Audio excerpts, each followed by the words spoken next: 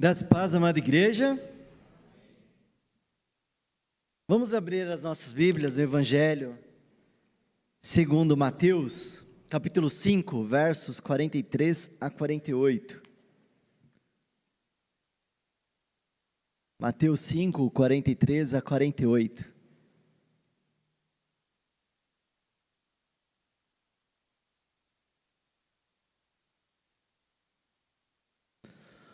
Ouvistes o que foi dito: amarás o teu próximo e odiarás o teu inimigo.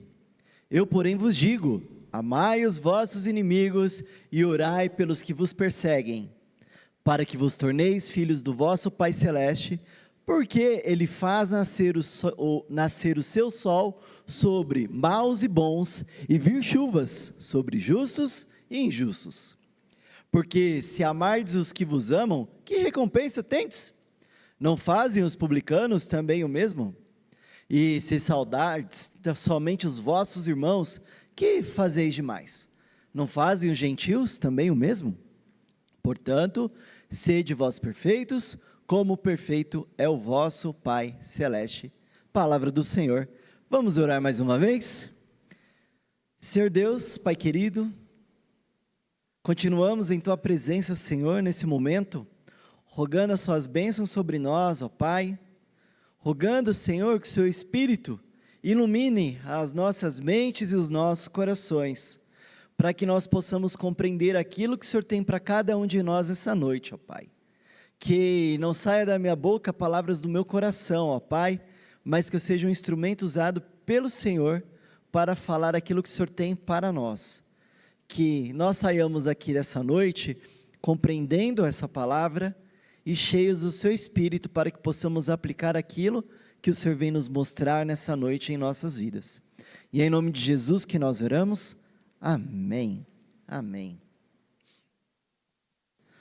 Hoje pela manhã, na sala de jovens, nós estamos estudando a revista que chama Nossa Fé, e ela traz alguns temas contemporâneos, e o tema de hoje, o tema da manhã era a comunidade dos incluídos, e dentre os pontos que nós estudamos com a sala dos jovens, nós vimos a dificuldade das pessoas, e até mesmo da igreja, em acolher aqueles que são diferentes de nós. Sim, nós temos dificuldades, até uma dificuldade muito grande, assim dizendo, de nos aproximarmos de pessoas desconhecidas, e principalmente, quando a pessoa, ela não tem o mesmo gosto que eu, ela não tem as mesmas vontades que eu, o mesmo pensamento que eu, e muitas vezes, essa pessoa só de olhar, a minha mente já transforma aquela pessoa na minha inimiga, e ela nem está sabendo disso. Nessa noite nós estamos retomando a série o Sermão do Monte para as nossas vidas. Nós fizemos uma pausa durante o período de Páscoa, então nós estamos retornando agora com esse capítulo chamado Sede Perfeitos.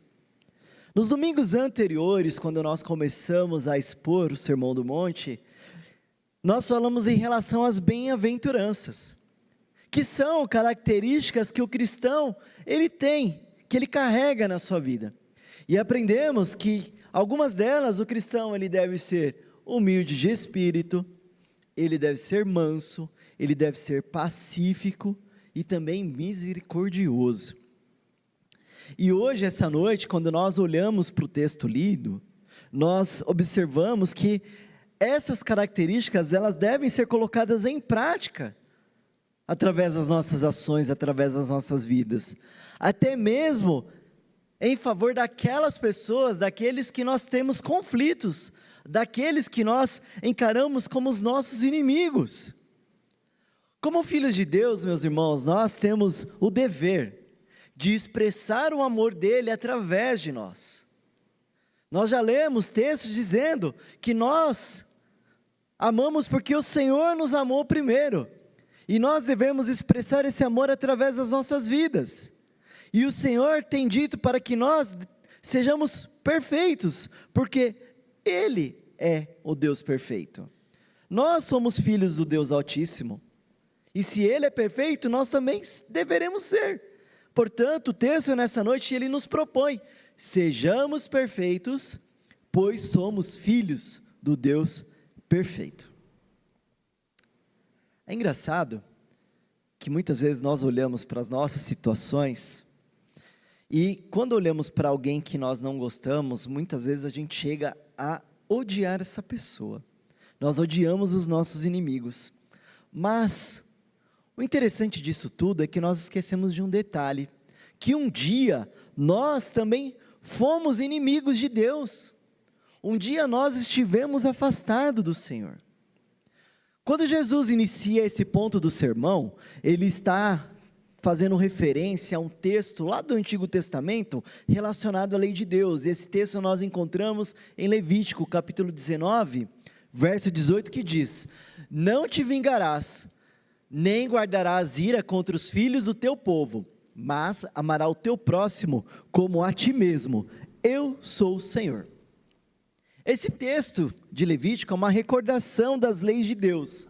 Nós sabemos, e muito bem expressado pelo pastor durante a liturgia, a lei de Deus ela está resumida nos 10 mandamentos, sendo os primeiros 4 mandamentos a nossa responsabilidade, o nosso dever para com Deus, e os outros a nossa responsabilidade e o nosso dever para com o homem. E Jesus Cristo, de maneira muito brilhante, ele resume esses mandamentos, a lei de Deus, em 2 grandes mandamentos, que quais são? Amarás o Senhor teu Deus de todo o teu coração, de toda a tua alma e de todo o teu entendimento, e amarás o teu próximo como a ti mesmo. Quando nós olhamos para o nosso próximo, eu vou falar, é fácil amar o meu próximo. Será que é tão fácil assim também? Muitas vezes não, porque às vezes amar o nosso próximo, tem hora que dá vontade de apertar o pescoço desse meu próximo. Mas ainda assim é mais fácil amar um próximo do que um inimigo, é ou não é? É mais fácil amar quem está perto de mim e quem retribui esse amor para comigo. Mas ali o que Jesus estava ensinando no Sermão do Monte era uma prática de um cristianismo que buscasse perfeição. Um cristianismo que deveria ser visto além do que observar as leis de Deus, ou seja, se Levítico fala que eu tenho que amar o meu próximo, eu tenho que amar o meu próximo e o meu inimigo. É isso que Jesus estava dizendo. E em minhas pesquisas eu encontrei alguns textos de algumas traduções que trazem alguns sentidos diferentes, e eu achei bem interessante destacar: abençoe aqueles que te amaldiçoam, ou faça o bem àqueles que odeiam você, ou ore por aqueles afetados por você. Eu gostei dessa última, porque diz que eu devo orar por aqueles que eu afetei, aqueles que são afetados por mim. Vocês já pararam para pensar que muitas vezes a sua inimizade, o conflito que existe entre você e alguém, é porque você foi o causador disso, que você é o culpado disso? Quando nós falamos em culpa de um conflito, isso também me remete ao que aconteceu lá no início da humanidade. Me remete ao Éden. Quando o pecado de Adão lhe trouxe a quebra da comunhão com Deus, quando lhe trouxe a queda, lhe trouxe também a quebra da amizade que o homem tinha para com Deus. O Catecismo Maior de Westminster, na pergunta 27, ele traz a seguinte resposta: a queda trouxe sobre o gênero humano a perda da comunhão com Deus, o seu desagrado e maldição, de modo que somos, por natureza, filhos da ira, escravos de Satanás e justamente expostos a todas as punições, neste mundo e no mundo vindouro. Pelos nossos pecados, nós somos responsáveis pela inimizade que Deus tem com o homem depois da queda. Nós nos tornamos inimigos de Deus, e em função disso, nós perdemos a comunhão com Ele, e nós passamos a ser chamados filhos da ira. O que isso significa? Significa então que a responsabilidade dessa inimizade é minha. Porque Deus, sendo justo, sendo santo, sendo perfeito, Ele não criou o ser humano para ser seu inimigo. Ele criou o ser humano com a santidade original. Adão não tinha pecado. Mas ele caiu, ele desobedeceu. E ele, sendo o representante da humanidade, todos nós caímos juntos. Todos nós passamos a ser inimigos de Deus em razão do pecado original, em razão da desobediência. Todos nós hoje carregamos esse mal, o pecado. Esse mal que atinge o nosso coração faz com que essas características das bem-aventuranças, como a misericórdia, a humildade, a mansidão, o domínio próprio, que nós encontramos lá no Novo Testamento também, nós olhamos isso, o pecado tem nos afastado e nós acabamos olhando para o nosso próximo como o nosso inimigo. As pessoas se tornam as nossas inimigas, e isso fica muito claro nas nossas vidas, e Cristo fala que nós devemos orar por eles. Cristo fala que nós devemos orar por essas pessoas. Às vezes eu até crio um inimigo imaginário na minha mente, né? Quando eu olho para alguém e falo, eu não fui com a cara dessa pessoa. Quem nunca aqui falou algo assim? Às vezes a pessoa só é diferente de você. Às vezes a pessoa ela só tem um gosto diferente do seu. Às vezes, em um debate, pode ser que até mesmo eu tenha razão. Mas o que Jesus está dizendo aqui não é, olha, e espera a pessoa vir até você, para que você ore por ela, para que você perdoe essa pessoa. Mas é uma atitude minha para com o meu próximo, ou até mesmo para com o meu inimigo. Quando Jesus, ele diz também em seu sermão, que nós devemos dar a outra face, ele está dizendo que nós devemos responder ao nosso inimigo, não com a mesma violência que ele agiu contra nós, mas com amor e perdão. Você tem agido com amor e perdão para com o seu próximo, ou até mesmo para com o seu inimigo? Vejam só, nós pecamos contra Deus, mas ainda assim Ele nos amou, um amor tão grande ao ponto de entregar o seu Filho naquela cruz para morrer por cada um de nós, um amor tão grande que Ele lançou aquela ira que deveria recair sobre nós, Ele lançou aquela ira sobre o seu Filho, e por meio de Cristo, Deus restabeleceu aquela comunhão que antes havia sido rompida por Adão, e a partir de então nós passamos a ser chamados seus filhos. Por meio de Cristo, passamos a voltar a ser amigos de Deus. O sacrifício de Cristo foi uma grande atitude de amor e de perdão de Deus para conosco. Se o nosso Deus é santo, é perfeito, é amoroso, é misericordioso, traz perdão a nós que não merecemos, e Ele é o nosso maior exemplo, porque eu, como sendo seu filho, não devo seguir o seu exemplo? Você tem amado, você tem orado pelos seus inimigos? Lembre-se que nós devemos ser misericordiosos, porque Deus, Ele é misericordioso. Nosso Deus é misericordioso. E é tão bom porque a misericórdia de Deus, meus irmãos, alcança a todos os homens, até mesmo aos ímpios. O Senhor se revela de maneira geral, até mesmo para quem não é o seu filho, para quem é filho da ira. A revelação geral significa que Deus se revela por meio da natureza, por meio da mente humana, por meio dos feitos da experiência da história. E um texto que eu gosto muito quando nós falamos em revelação geral, é o que está lá em Salmo 19, versos 1 e 2, que diz: os céus proclamam a glória de Deus, e o firmamento anuncia as obras das suas mãos. Um dia discursa a outro dia, e uma noite revela conhecimento a outra noite. É interessante que a revelação geral também faz referência ao que nós chamamos de graça comum. Porque o verso 45, ele cita isso, quando Deus diz que faz nascer o sol sobre maus e bons, e vir chuva sobre justos e injustos. É claro que a revelação geral, a graça comum, não são meios de salvação, mas são meios que Deus abençoa até quem não é o seu filho. Afinal de contas, se nós formos olhar a Bíblia, é muito clara de dizer, com sorte o seu rosto comerá o seu pão.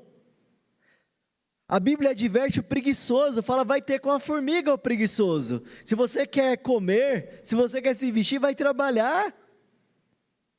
Então o que isso significa? Esse mandamento é só para os crentes? Não, é para todos.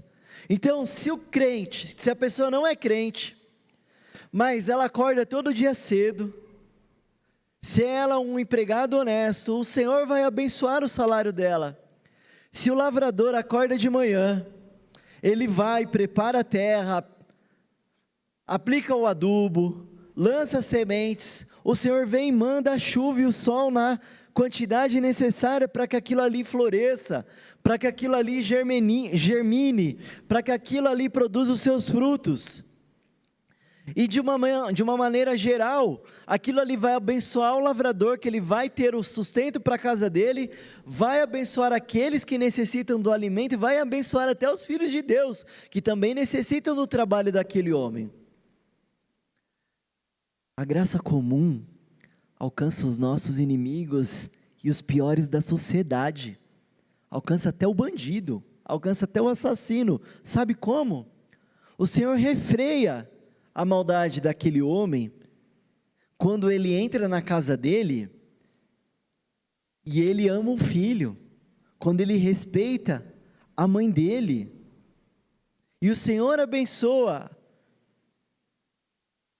mesmo que aquele homem não seja um homem salvo, mas são bênçãos temporárias. Essas bênçãos não vão levar aquela pessoa para o céu, essas bênçãos não vão garantir a salvação. E Cristo aqui, nesse ponto, ele traz referência aos publicanos. Isso nos deixa muito clara essa graça, por quê? Porque publicano era uma turma que eles eram cobradores de impostos. Só que não é simplesmente cobrador de impostos. Eles iam representando o César. Então o César tinha, olha, vai cobrar X de imposto, o publicano cobrava X e Y, e pegava aquilo para ele. Ele roubava o próprio povo, porque ele era judeu, e ele roubava o povo de Judá, e eram consideradas a escória. Ninguém gostava deles, e eles também não gostavam dos judeus.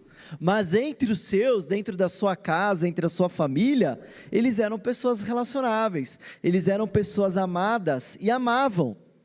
E Jesus está dizendo ali, olha, sabe os publicanos, os coletores de impostos que vocês odeiam, os que vocês chamam de escórias, que são considerados seus piores, amem esses homens.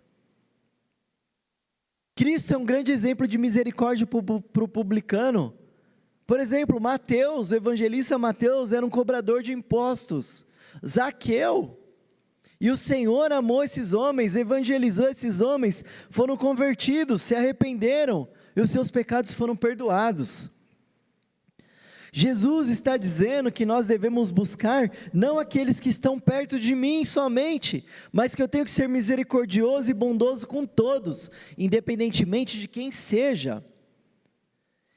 A nova tradução da linguagem de hoje, que é uma tradução mais fácil de entender, no verso 47, fala da seguinte forma: se vocês falam somente com os seus amigos, o que é que estão fazendo demais?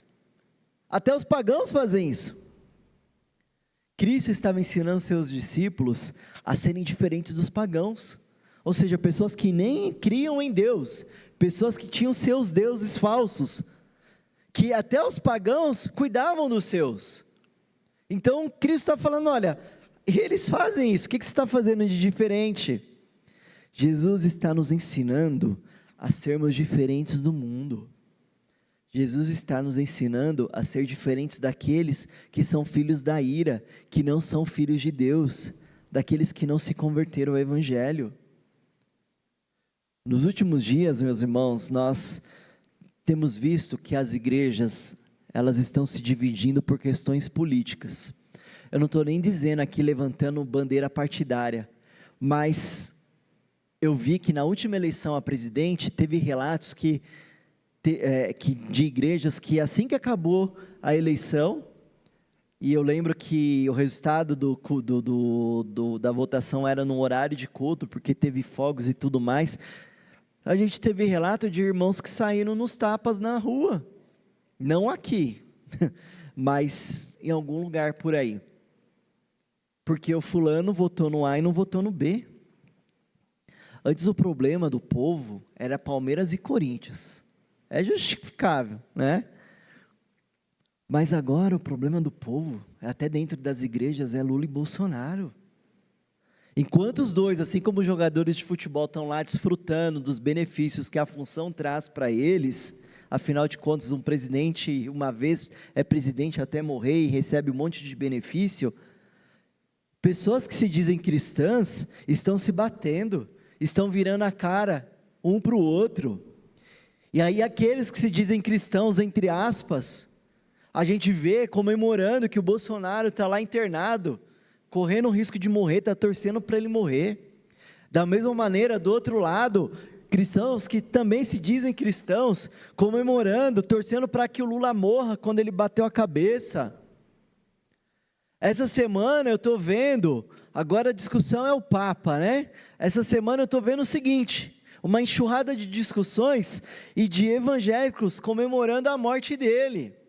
A gente sabe, meus irmãos, nós compreendemos que Cristo é o nosso único intercessor, Cristo é o nosso único Salvador, que o Espírito Santo de Deus que habita entre nós, eu não preciso de um Papa. Nós sabemos que os documentos da reforma dizem que o Papa simboliza o anticristo, mas espera aí, eu festejar a morte de alguém, isso não faz parte de um caráter de quem é um verdadeiro cristão. O que é isso? A morte, gente, é o salário do pecado. Eu não tenho que torcer para que alguém morra, eu não tenho que torcer para que alguém sofra. O meu papel como cristão é orar por essas pessoas, para que elas se convertam. O meu papel como cristão é orar pelas nossas autoridades, para que elas se arrependam e devolvam aquilo que elas roubaram. Devemos, meus irmãos, em nossas igrejas, como filhos de Deus, nos unirmos, não nos separarmos, nos unirmos para crescimento do reino de Deus. Para com intriga, para com separação, para com panelinha. Nós somos um só corpo, e Cristo é o cabeça desse corpo. O nosso Deus ordenou que nós pregássemos o Evangelho a todas as pessoas, e não somente aquele que eu gosto. Nós devemos entender uma ordem de levar o Evangelho, porque tem muitas pessoas lá fora que não conhecem Cristo, que estão vivendo num mundo de perdição, que estão vivendo num mundo de violência e maldade, e essas pessoas precisam do amor de Deus.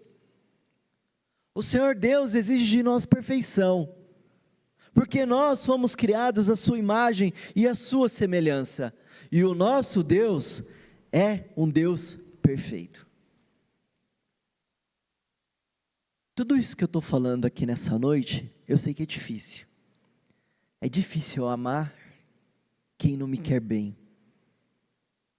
Mas, olha só, nós fomos alcançados pelo Espírito de Deus.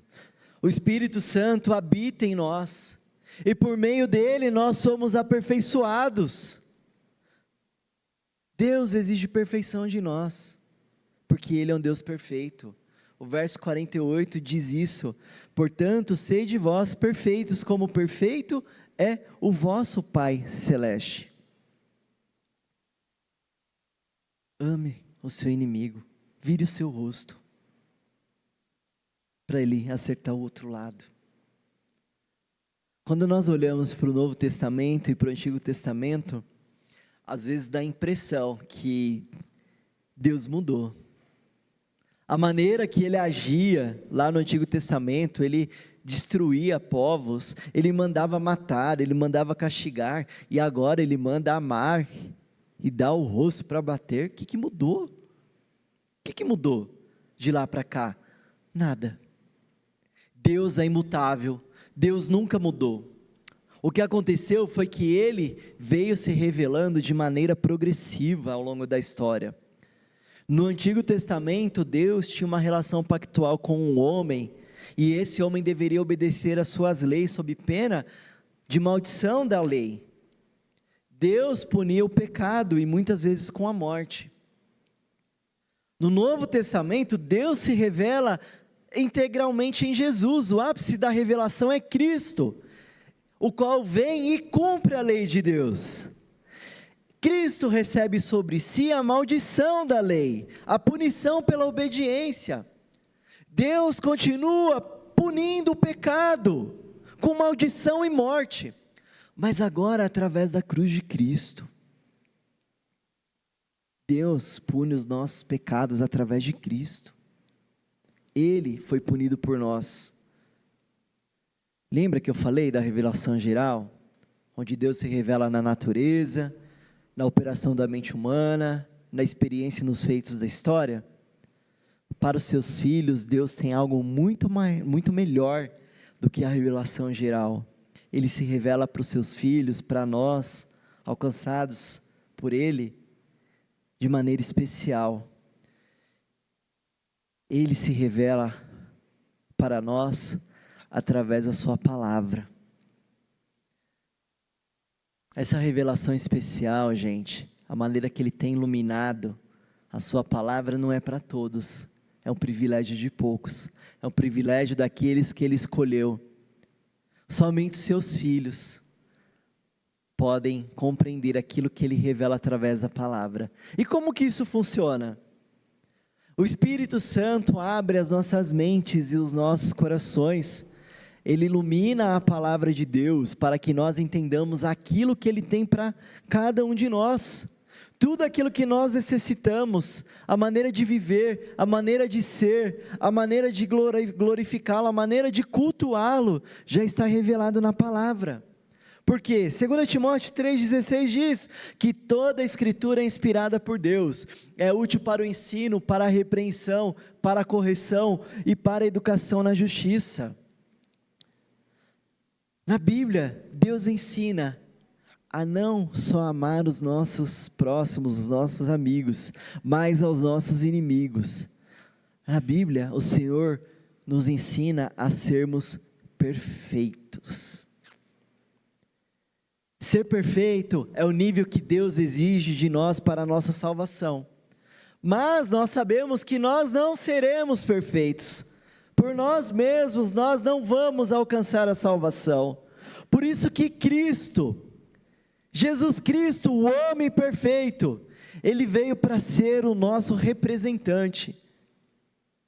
Antes Adão representava toda a humanidade, e toda a humanidade caiu com ele. Agora Cristo representa o seu povo, o povo escolhido de Deus, e todo o povo de Deus é exaltado através de Cristo.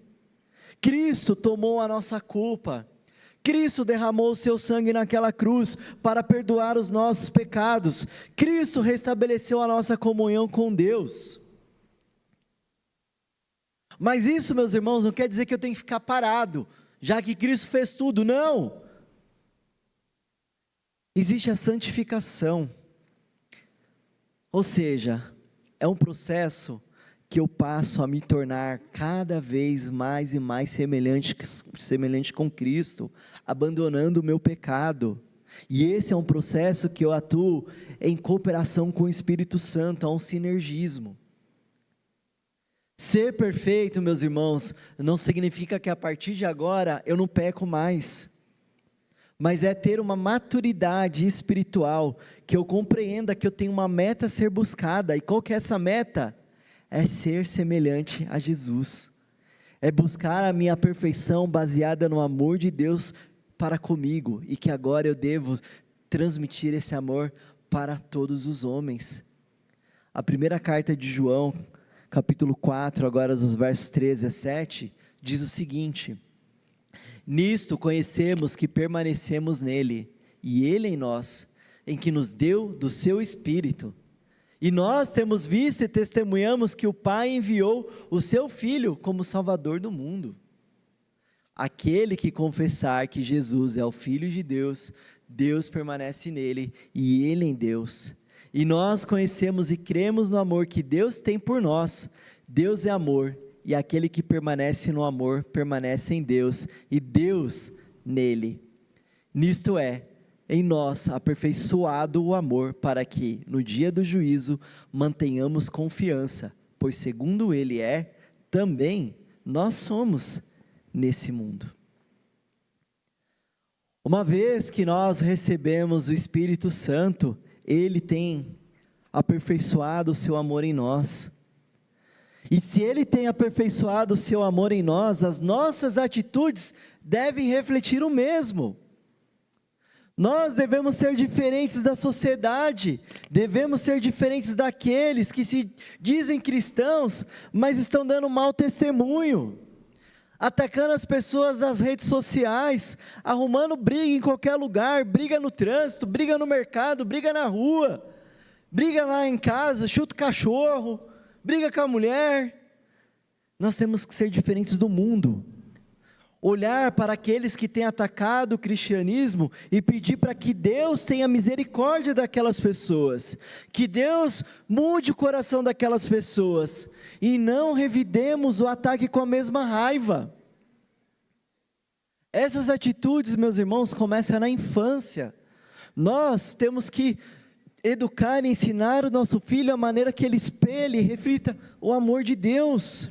Como que você tem educado seu filho? Eu sou da época que se apanhava na escola, apanhava em casa também. E eu apanhei muito na escola, gente. Meu pai ficou com tanta dó de mim, que a grande ideia dele foi me pôr no karatê. Resolveu? Não. Porque eu continuei apanhando na escola, e agora eu apanhava lá no karatê também. Foi a forma que ele achou que resolvia. Não resolveu, né? Depois a coisa foi melhorando, fui crescendo, continuei no karatê, pratico isso como esporte, nunca usei contra ninguém, tá, gente? Mas o que eu quero dizer é que eu vejo pais cristãos ensinando seu filho a revidar a violência com violência. Uma coisa é se defender, outra coisa é você partir para o ataque com a mesma fúria. O pequenininho assim, ele vai para cima. A corrupção total, a criança está corrompida pelo pecado, mas nós temos que ensinar os nossos filhos. A Bia, desde pequenininha, acompanhava meus treinos, quando ia para os campeonatos, ela sempre estava ali comigo. E ela também começou a praticar arte marcial, mas ela sabe que se ela usar alguma técnica para atacar algum colega, ela vai se ver lá em casa. Mas o que eu realmente, a minha preocupação para com ela, e eu acho que isso tem que ser uma obrigação de todo pai cristão, é ensinar a prática do amor de Cristo. Para que aquelas pessoas olhem para ela e vejam que é uma criança diferente, que é um servo de Deus ali dentro. E muitas vezes, agirmos praticando o amor de Cristo em nossas vidas, é humilhar e pedir perdão até quando a gente não tem culpa. Muitas vezes nós vamos ter que chegar para alguém que está com algum conflito com a gente e pedir perdão, mesmo sem ter sido a nossa culpa. Nós devemos amar até quem não nos ama, porque um dia nós não amávamos a Deus, mas Ele nos amou primeiro e nos salvou, e deixamos de ser filhos da ira para vivermos a sua maravilhosa luz. Um Deus perfeito, Ele nos exige perfeição. Portanto, meus irmãos, sede perfeitos. Sede perfeitos. Como eu falei no começo, Pela manhã, na classe de jovem, nós estudamos o tema da lição A Comunidade e os Incluídos. E um ponto que eu quero destacar aqui no final, e essa é a minha conclusão, fazendo uma conexão com a aula, embora vocês não tenham participado, mas vai dar para entender, é referente à nossa atitude em relação àquelas pessoas que não são os nossos próximos. Nós devemos entender que todos são a imagem e semelhança de Deus, e todos estão manchados pelo pecado. Nós, cristãos, tivemos a revelação especial, e nós fomos alcançados pela graça especial de Deus na nossa vida. Então nós fomos purificados pelo sangue de Jesus, então nós devemos ser diferentes, as nossas atitudes devem ser diferentes em relação aos demais.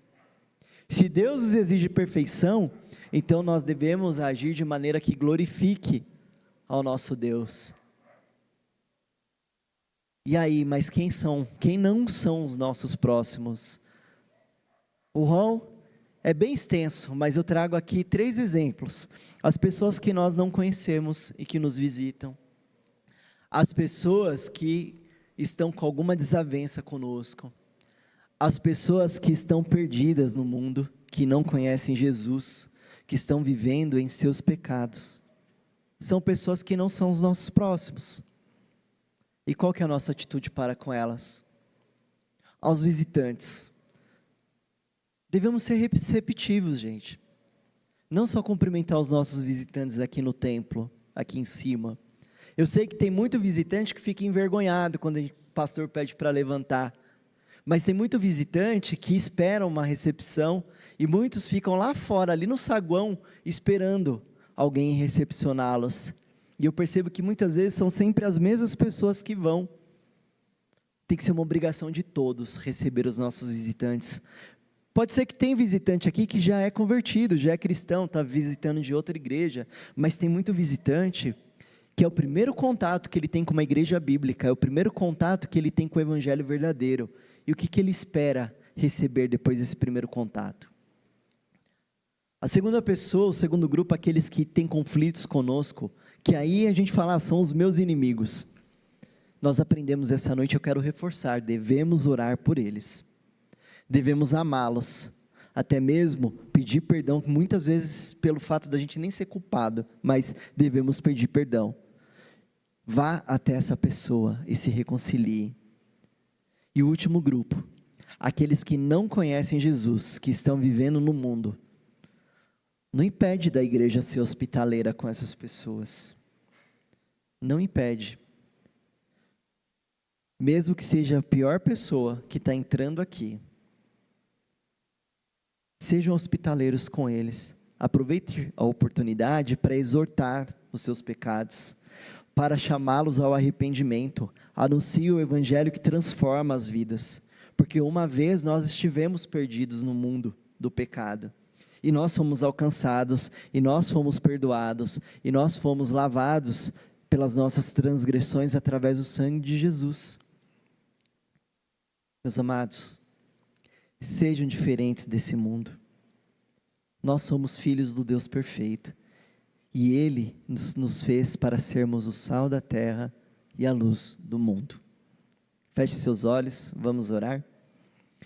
Senhor Deus, Pai querido, mais uma vez, muito obrigado pela palavra que o Senhor nos trouxe nessa noite.